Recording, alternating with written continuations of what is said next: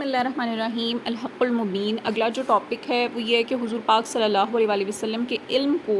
شیاطین اور ملک الموت کے علم سے بھی کم جو ہے وہ دیوبندی مانتے ہیں، یعنی یہ کہتے ہیں کہ ان کے برابر بھی ان کو علم حاصل نہیں ہے، زیادہ تو کیا حاصل ہونا، نعوذ باللہ۔ تو علماء دیوبند کے نزدیک شیطان اور ملک الموت کا جو علم ہے وہ رسول اللہ صلی اللہ علیہ وسلم کے علم سے زیادہ ہے، اور شیطان اور ملک الموت کے لیے محیط زمین، محیط کہتے ہیں جس نے احاطہ کیا ہو، گھیرا ہوا ہو، یعنی تمام زمین کی جو وسعت ہے، کشادگی ہے،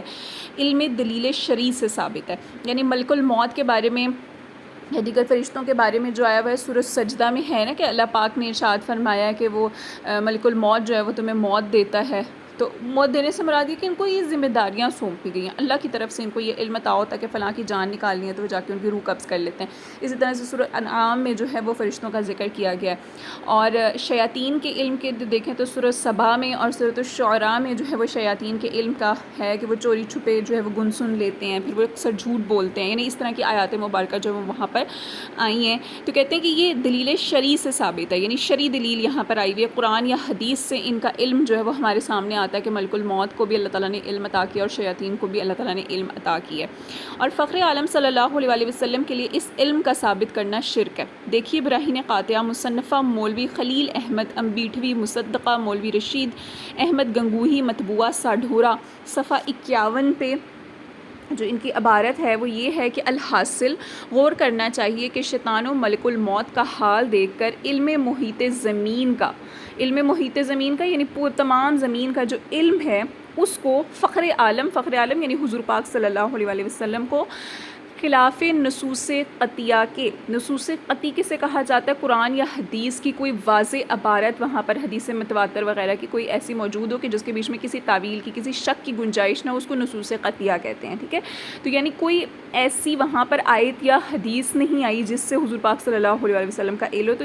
اس چیز کو یہ بیان کریں۔ کہتے ہیں بلا دلیل محض قیاس فاستہ سے، یعنی بلا دلیل کہ آپ کے پاس کوئی دلیل نہیں ہے، کوئی قرآن کی آیت نہیں ہے، کوئی حدیث نہیں ہے، اور صرف آپ کا ایک اپنا جو ہے نا فاسد یعنی غلط اندازہ آپ لگا رہے ہیں اور اس سے ثابت کر رہے ہیں کہ حضور پاک صلی اللہ علیہ وسلم کو ان تمام چیزوں کا علم ہے۔ کہتے ہیں یہ ثابت کرنا شرک نہیں ہے، تو کون سا ایمان کا حصہ ہے؟ یہ دیوبندیوں نے کہا ہے، ان کے کابر علماء نے کہا ہے۔ شیطان اور ملک الموت کو یہ وسعت یعنی یہ کشادگی یعنی یہ جو سارا کا سارا علم ہے وہ نص سے ثابت ہوئی ہے کہ فخر عالم کی وسعت علم کی کون سی نص قطعی ہے، یعنی حضور پاک صلی اللہ علیہ وسلم کے علم کے بارے میں کون سی آیت مبارکہ یا کون سی حدیث جو ہے وہ آپ اپنے سامنے جو ہے وہ رکھ سکتے ہیں جس سے تمام نصوص کو رد کر کے ایک شرک ثابت کرتا ہے۔ یعنی باقی تمام جو یہ نصیں آئی ہیں نا، جو سورہ سبا کا، سورہ سجدہ کا، جن کا میں نے آپ کو ذکر کیا ہے کہ ان تمام چیزوں کو رد کر دیا جائے کہ جس کے بیچ میں اس طرح کے الفاظ ہوں کہ حضور پاک صلی اللہ علیہ وسلم کا علم جو ہے وہ تمام مخلوق سے یا شیطان سے یا ملک الموت سے زیادہ ہے، یعنی اس طرح کی آپ کے پاس کوئی نص قطعی نہیں ہے، تو اگر اس طرح سے آپ کو مانیں گے تو یہ شرک ہوگا۔ اسی براہین قاطعہ کے صفحہ نمبر 52 پر ہے کہ اعلیٰ علیشین میں، یعنی جو جنت کا اعلیٰ درجہ ہے اس کے بیچ میں روح مبارک علیہ السلام کا تشریف رکھنا اور ملک الموت سے افضل ہونے کی وجہ سے ہرگز یہ ثابت نہیں ہوتا کہ علم آپ کا ان امور میں ملک الموت کے برابر بھی ہو، چاہے ذائقہ کے زیادہ۔ یعنی وہ کہتے ہیں کہ آپ یہ کہتے ہیں کہ حضور پاک صلی اللہ علیہ وسلم کا اتنا درجہ ہے کہ وہ جنت کے اعلیٰ علیشین کے درجے میں ان کی روح مبارک جو ہے وہ موجود ہے، اور اس کے علاوہ ملک الموت سے آپ کو بہت زیادہ فضیلت حاصل ہے۔ تو اس بنیاد پر اگر یہ آپ کہتے ہوں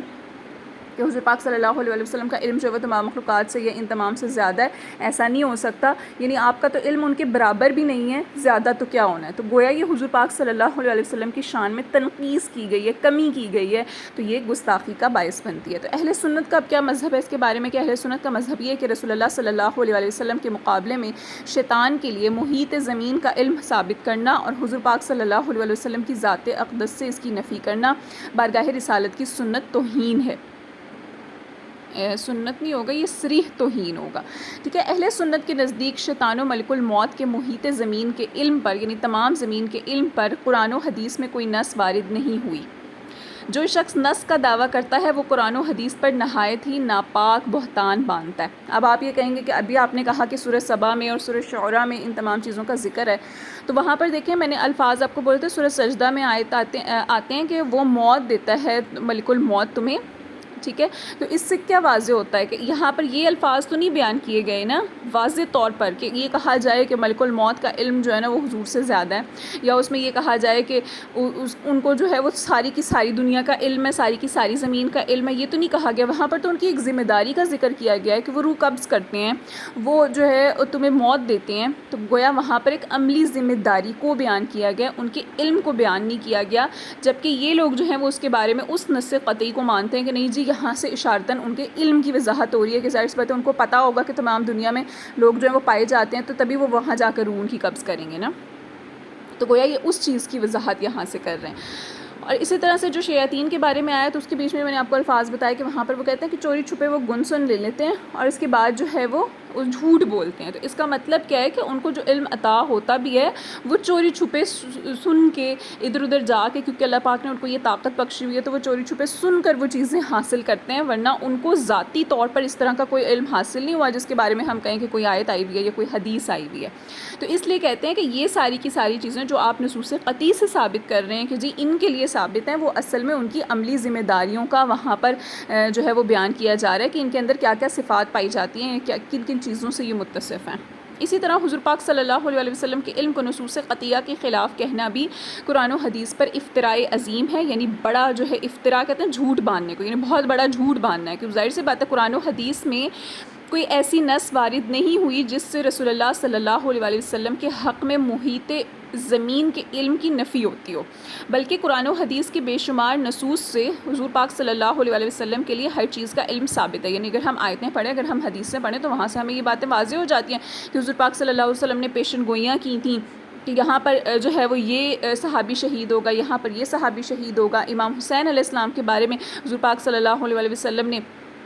اس بارے میں جو ہے وہ وضاحت کر دی تھی. پھر آپ نے جنت کی بشارتیں دی تھیں. تو یہ حضور کا علم ہی ہے نا کہ جس کی بنیاد پر حضور پاک صلی اللہ علیہ وسلم نے اتنی بڑی بڑی پیشن گوئیاں کی تھیں. تو یہ ساری احادیث سے ثابت ہو جاتی ہیں. اور اگر جو ہے وہ آپ آیات مبارکہ میں بھی دیکھیں تو آیات مبارکہ میں بھی بہت زیادہ مقام پر حضور پاک صلی اللہ علیہ وسلم کے علم کے ثبوت کے لیے بہت ساری آیات ایسی ہیں جو دلیل بن سکتی ہیں. جیسے کہ حضور پاک صلی اللہ علیہ وسلم کے لیے اللہ تعالیٰ نے ارشاد فرمایا کہ ہم نے تمہیں وہ کچھ سکھایا جو تم نہیں جانتے تھے. پھر اسی طرح اگر آپ دیکھیں تو سورۃ العلق میں جو ابتدائی 5 آیات ہیں انہی سے یہ بات واضح ہو جاتی ہے کہ اللہ تعالیٰ نے خود حضور پاک صلی اللہ علیہ وسلم کو علم سکھایا ہے. آپ نے کہا ہے پڑھو، تو گویا آپ نے کچھ سکھایا ہے تو پڑھنے کے لیے ان چیزوں کو بیان کیا گیا نا. تو دیکھا جائے تو قرآن و حدیث سے تو بے شمار ان تمام چیزوں سے جو ہے وہ ثابت ہوتی ہیں. تو دیوبندی حضرات یہ کیسے کہہ سکتے ہیں کہ نصوص قطعی کے بارے میں موجود نہیں اور شیطان اور ملک الموت کے بارے میں موجود ہیں؟ حالانکہ شیطان اور ملک الموت کے بارے میں جس قسم کے الفاظ آئے ہیں وہ بالکل صریح نہیں ہیں، بلکہ اس سے ان کی عملی ذمہ داریوں کا علم ہمیں لگتا ہے کہ یہاں پر ان کی ذمہ داری یہاں پر بتائی جا رہی ہے. ان کے علم کا واضح یہ الفاظ نہیں ہے کہ آپ کو یہ علم عطا کیا گیا. اس لیے کہتے ہیں اہل سنت کا مسلک ہے کہ کسی مخلوق کے مقابلے میں حضور پاک صلی اللہ علیہ وسلم کے لیے علم کی کمی ثابت کرنا حضور کی شان اقدس میں بدترین گستاخی ہے. تو گویا حضور کی شان میں تنقیص ہو رہی ہے، کمی ہو رہی ہے. تو اس وجہ سے ان کا یہ عقیدہ جو ہے وہ غلط ہے اور گستاخانہ ہے.